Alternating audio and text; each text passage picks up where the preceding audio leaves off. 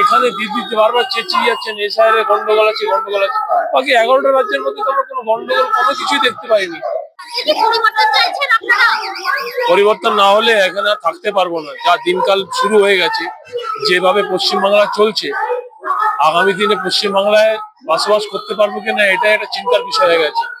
দিনকা দিন কিছু এমন অবস্থা হয়ে যাচ্ছে, রোজগারও শেষ হয়ে যাচ্ছে, যে উপার্জন করার যে জায়গাগুলো ছিল সেগুলো শেষ হয়ে যাচ্ছে। এই সরকার তো মানুষকে নিয়ে কিছু ভাবছে না, কোনো চিন্তা ভাবনাই নেই। কিসের ভাতার উপরে কি কোনো সংসার চলে? একটা পরিবারের মধ্যে যদি দুজনের পরিবার থাকে, মাসে খেতে আর মানে ওষুধপত্র হোক, থাকা ফাকা সব হোক, সব মিলিয়ে কম করে হলেও 30,000 টাকা রোজগার দরকার। 1,500 টাকায় সংসার চলবে না। যদি আমি ধরে নিই আমার বউ লক্ষ্মী ভান্ডার পায় আর আমি যদি ভাতা পাই, আমার বয়স আজকে প্রায় 50-এর দিকে, আমি তো আর ভাতা পাবো না। এরপরে 1500 টাকায় আমি কি সংসার চালাবো, কি খাবো, আর মানে কি করবো বলুন?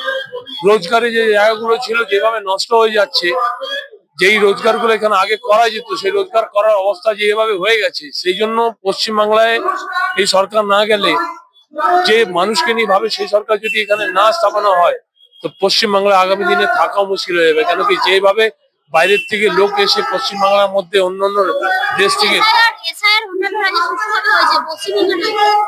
এটা বুঝতে পারছি না।